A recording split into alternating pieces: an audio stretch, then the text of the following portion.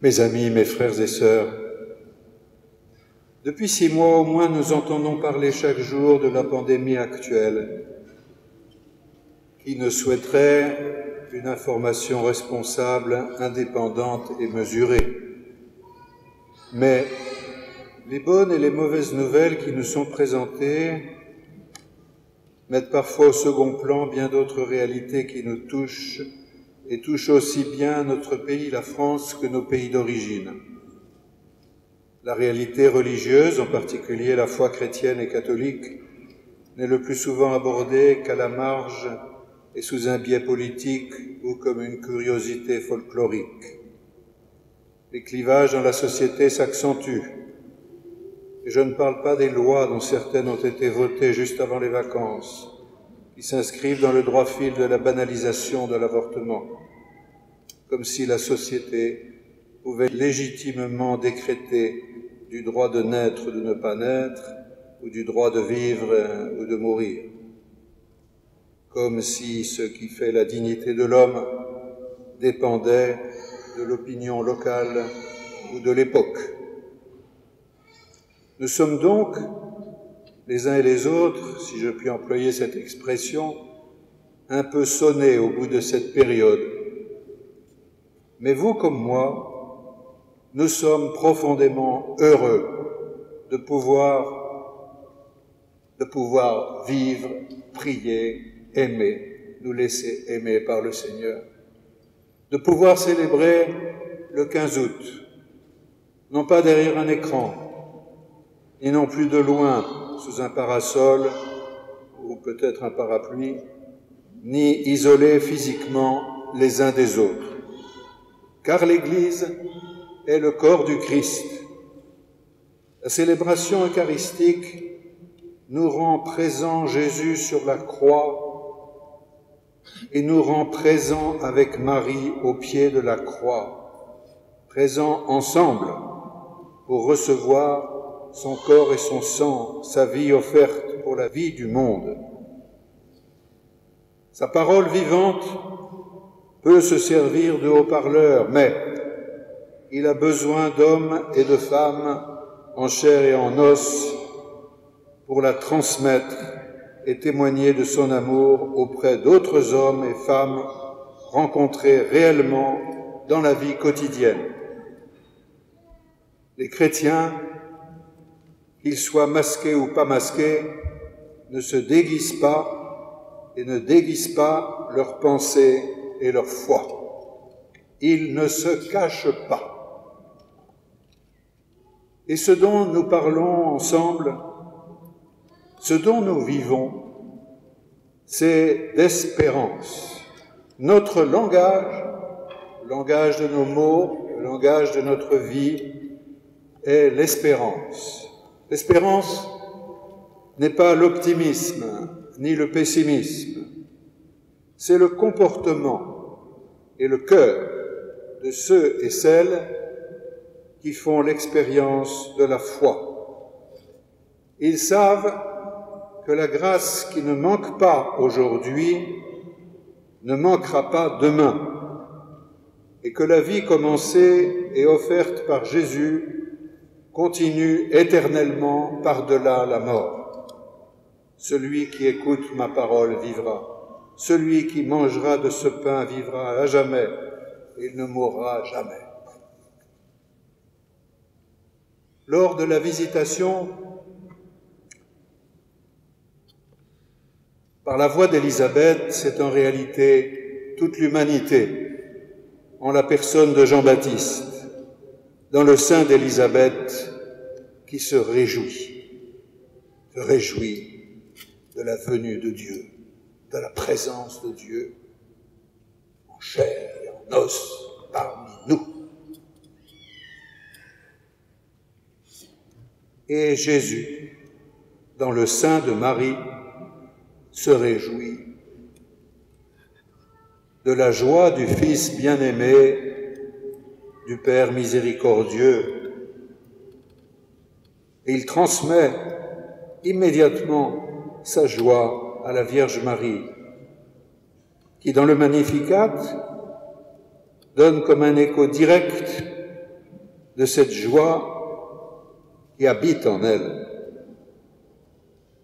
Jésus en elle se réjouit parce que celui qui était perdu est retrouvé. Celui qui était perdu est retrouvé. Voilà la joie de Dieu. La vision de l'Apocalypse dit la même chose. Le ciel n'est pas bouché. Il n'est plus bouché. Il est ouvert. Et l'arche, signe de l'alliance, apparaît. L'alliance entre Dieu et les hommes qui est éternelle.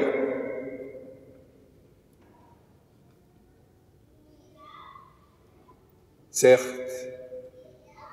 il nous faut passer par le combat contre le dragon, ou plutôt, il faut au Créateur de toutes choses, de l'univers, et à nous, de passer par ce combat. Et nous voyons que, ici, la femme est en première ligne.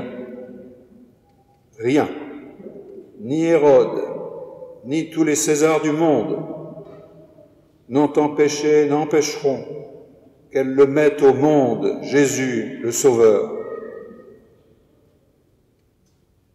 Elle s'enfuit au désert, après l'avoir mis au monde et donné aux hommes, tandis que son Fils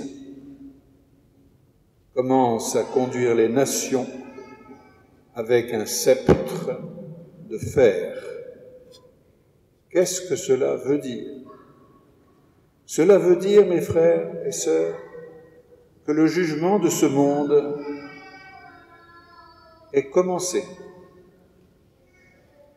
Quand l'homme et la femme, à chaque époque, voient Jésus en croix, en prison, humilié, malade, affamé, assoiffé, étranger, nu, porteur de handicap, souffrant, malade, comment réagissent-ils devant ce Christ souffrant en ses membres? La révolte naturelle de l'homme se manifeste. Il faut faire quelque chose. Cette révolte naturelle se transforme-t-elle en une action pleine d'amour, ou en reste-t-elle à des plaintes, ou à s'en remettre aux autres, de faire ce que l'on devrait faire? Le jugement de Dieu, en tout cas, débute pour lui, pour elle, pour vous, pour moi, selon la décision que cet homme ou cette femme prend devant Jésus crucifié. L'espérance, mes frères, ne consiste pas à rêver. C'est une vertu. C'est même la vertu de l'action en ce monde. Elle nous est donnée par Dieu. C'est pour cela qu'elle est appelée théologale, donnée par Dieu, mais aussi elle nous hisse à la hauteur de ce que Dieu désire pour nous. Elle nous donne d'oser espérer, d'oser agir en conséquence. Ainsi donc, frères et sœurs, ne cédons pas à la tentation du découragement, mais pas non plus à celle de la peur et du silence. Ceci vaut pour nous tous, pour tous les fidèles du Christ. Dans les cités, les villes où vous êtes habitués à parler avec respect aux croyants non chrétiens, en particulier musulmans, vous êtes habitués au dialogue de la vie avec beaucoup d'entre eux, et vous savez que cela peut déboucher sur des dialogues profonds. Ils attendent de vous que vous soyez de vrais chrétiens, par votre comportement et vos paroles. Mais dans bien des villes ou dans la vie professionnelle, les chrétiens côtoient des incroyants, dont beaucoup sont d'anciens chrétiens, ou plutôt d'anciens baptisés. Vous êtes, nous sommes, regardez et écoutez, mais ne craignez pas, ne craignons pas, l'Esprit nous est donné, Jésus nous a promis qu'il nous donne le langage et la sagesse nécessaires. Je disais que cela vaut pour nous tous, et je viens de parler de tous les fidèles du Christ, mais spécifiquement aussi pour nous prêtres, diacres et tous les ministres de l'Église, et donc pour moi, votre évêque, gardien du troupeau qui nous est confié, devant les loups qui hurlent ou se moquent, ne soyons pas, chers frères prêtres, des chiens de berger muets, mais avançons dans la confiance, appuyés sur Marie, mère de l'Église, mère des vivants, mère des apôtres, couronnée d'étoiles et la lune sous ses pieds.